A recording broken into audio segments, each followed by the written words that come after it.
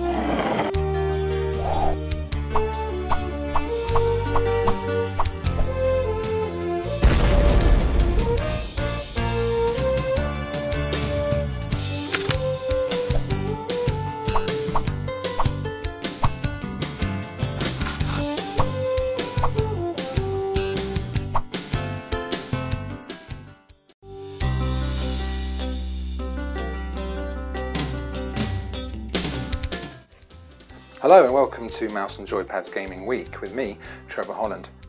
Coming up in this week's show, we'll be taking a look at the week's gaming news.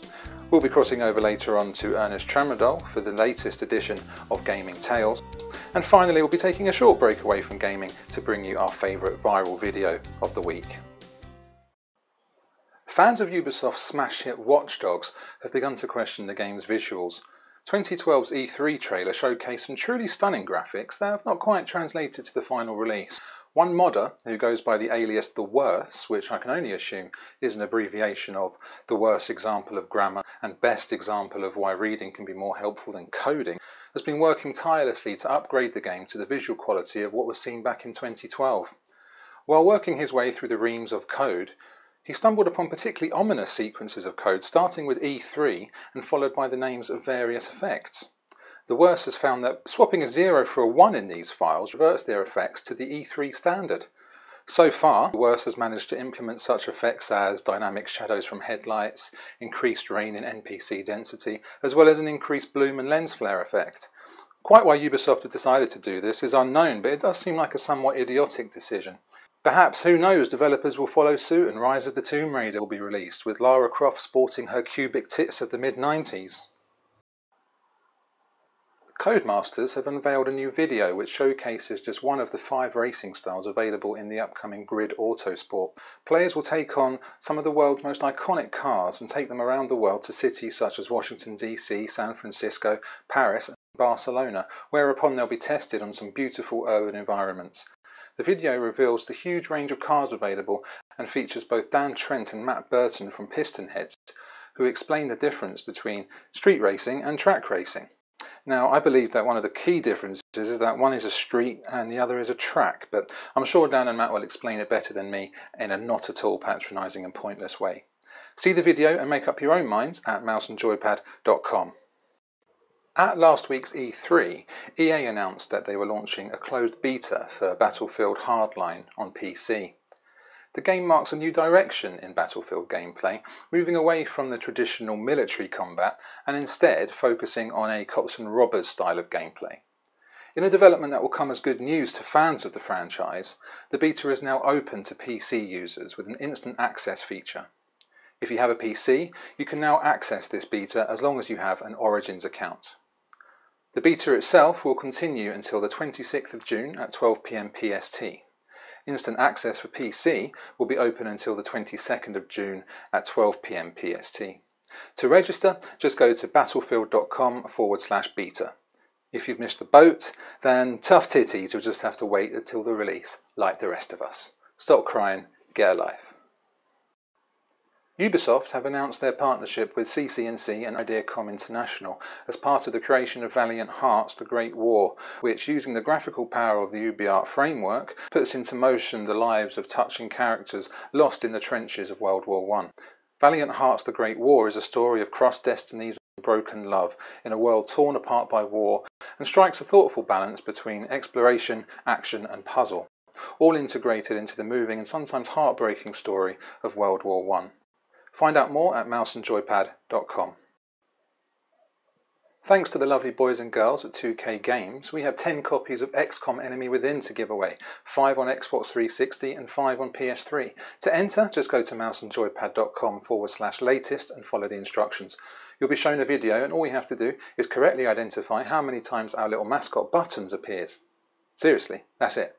A basic grasp of counting and seeing are the only 2 attributes required, so enter now, as the actress said to the bishop. Full terms and conditions can be found at mouseandjoypad.com. And now it's time to cross over to the formidable Ernest Tramadol for the latest gaming tales.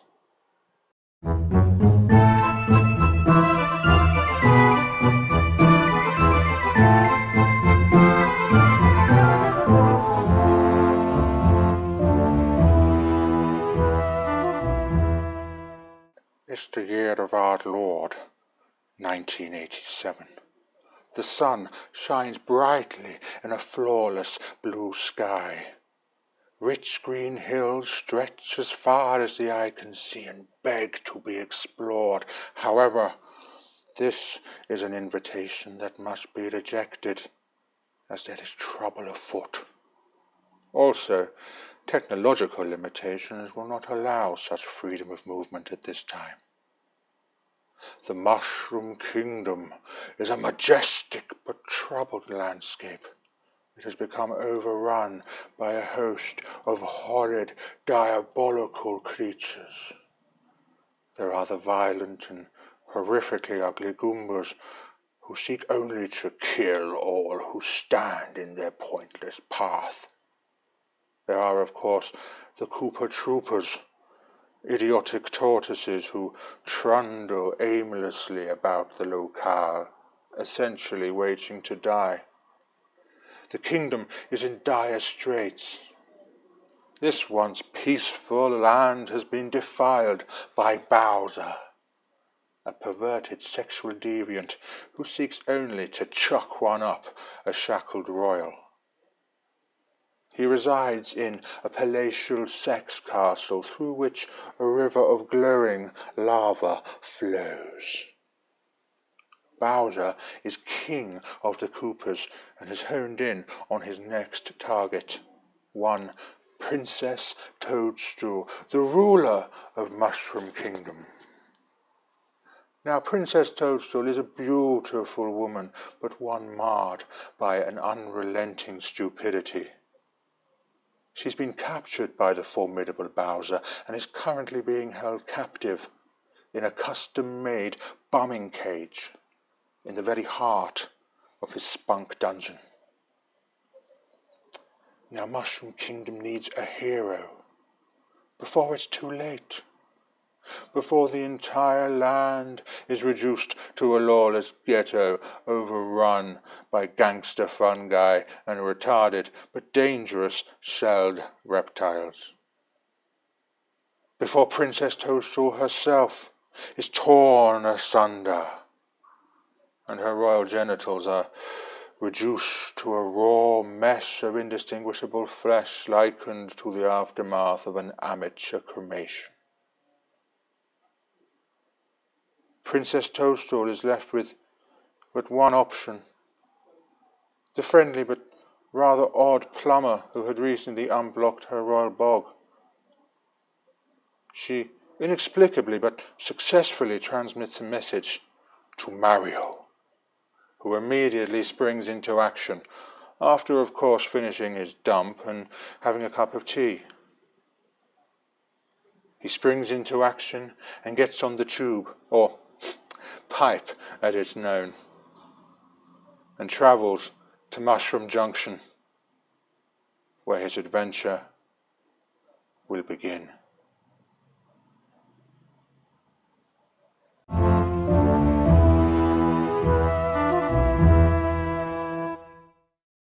Thank you, Ernest, and thank you for watching. That's about all we've got time for this week, but we'll be back next time. In the meantime, keep up to date with the latest news and reviews on mouseandjoypad.com, and you can find me loitering on Twitter at Mr. Trevor Holland. See you later. Hi guys, it's me, Fuckface Makeup again, bringing you the latest styles on YouTube. Now this week I'm going to show you a look called the twat look, which is bang on trend at the moment, and everyone's talking about it. Everyone's been tweeting me, sending me messages asking, how do you get that twat look? Well, I'm going to show you, so then you can fucking leave me alone about it, can't you? Only joking. I really do genuinely need your attention, so do keep tweeting me. Right, so I'm going to show you the twat look today, and it's dead simple. Alright, you just start with a little bit of liquid eyeliner. We'll just get it right way round first. Okay, here we go. Nice and easy. Okay, start with a little bit here.